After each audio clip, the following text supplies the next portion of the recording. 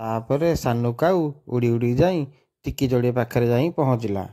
ଜାଣିଛ ଟିକି ଚଢ଼େଇ, ବବୁଲୁ ନୁହଁ କୁହ ଭିତରେ ପଡ଼ିଯାଇଛି। ଚାଲ ଆମେ ତାକୁ ବଞ୍ଚେଇବା, ନହେଲେ ସେ ମରିଯିବ। ଆମେ ସତ କହୁଛ?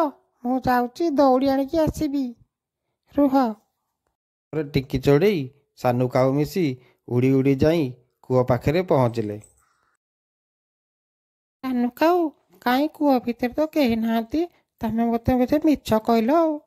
କୂଅ ଉପରକୁ ଯାଇକି ଦେଖୁନ, କୂଅ ଉପରକୁ ଗଲେ ସିନା ଜାଣିବ। ହଉ ମୁଁ ଦେଖୁଛି। ଆ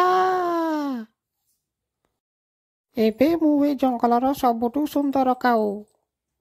ଏମିତି କହି କାଉ ସେଠାରୁ ଉଡ଼ି ଚାଲିଗଲା। କେଡ଼େ ବେକାରିଆ ଦୁଷ୍ଟ କାଉଟା ମୋତେ କୂଅ ଭିତରକୁ ପେଲି ଦେଇକି ଚାଲିଗଲା। ମୋର ଦିଟା କିଛି ହେଇଯାଇଥାନ୍ତା। ରହୁ, ତା କଥା ମୁଁ ବୁଝୁଛି। ଯାଦୁ ଭାଇନା, କହିଲ ଦେଖି ଏ ଜଙ୍ଗଲରେ ସବୁଠୁ କିଏ ସୁନ୍ଦର? ଟିକି ଚଢ଼େଇ ସୁନ୍ଦର। ତା ମାନେ ଟିକି ଚଢ଼େଇ ମରିନି? ତାହେଲେ ତାକୁ ମାରିବାକୁ ପଡ଼ିବ। ସିଏ ମରିଲେ ଯାଇକି ମୁଁ ସୁନ୍ଦର ହେବି। ସେ ଯେପର୍ଯ୍ୟନ୍ତ ବଞ୍ଚିଛି ମୁଁ ସେ ପର୍ଯ୍ୟନ୍ତ ସୁନ୍ଦର ହେଇପାରିବିନି।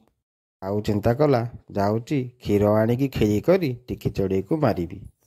କୃଷକ ଦୁଆରେ ପହଞ୍ଚି ଯାଇ କହିଲା, ମା, ମୋତେ କିଛି କ୍ଷୀର ଦବ? ମୁଁ କ୍ଷୀରି କରିକି ଜଙ୍ଗଲରେ ପକ୍ଷୀମାନଙ୍କୁ ବାଣ୍ଟିବି। ଆଚ୍ଛା, ବହୁତ ବଢ଼ିଆ କାମ। ହଉ ଠିକ୍ ଅଛି, ମୁଁ କ୍ଷୀର ଆଣୁଛି। ଏଇ ନିଅ, ତମେ କ୍ଷୀରି କରି ପକ୍ଷୀମାନଙ୍କୁ ବାଣ୍ଟିବ।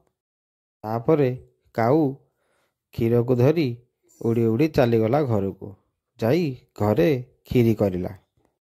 ଏଇ କ୍ଷୀରି ଦିହରେ ବିଷ ଦେଇ ଆଜି ଟିକି ଚଢ଼େଇକୁ ଦେବି, ଯେମିତି ସେ ଖାଇକି ମରିଯିବ, ଆଉ ତାପରେ ମୁଁ ସୁନ୍ଦର ହେଇଯିବି।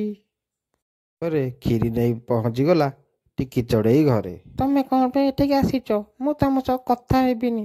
ତମେ ମୋତେ କୂଅ ଭିତରକୁ ପେଲିକି ଚାଲିଗଲ। ଆରେ ଟିକି ଚଢ଼େଇ, ତମେ ତ ଜାଣିଛ ମୁଁ ମଜା କରେ। ମୁଁ ତମକୁ ମଜାରେ ସେମିତି ପେଲି ଦେଇଛି ନା। ଏଇନା ପେଟ ପୁରା ଖାଇଛି, ମୁଁ ଏଇନା ଖାଇବିନି। ମୁଁ ଆଉ ଟିକେ ପରେ ଖାଇବି। ହଉ ଠିକ୍ ଅଛି, ମୁଁ ଏତେ କଷ୍ଟରେ କରିଛି, ଖାଇନେବ। ତାପରେ କାଉ ସେଠୁ ଚାଲିଗଲା। ମୋତେ ଶୋଷ ହେଲାଣି, ଯାଉଛି ମୁଁ ନଦୀରୁ ପାଣି ପିଇକି ଆସି ତାପରେ ଖାଇବି।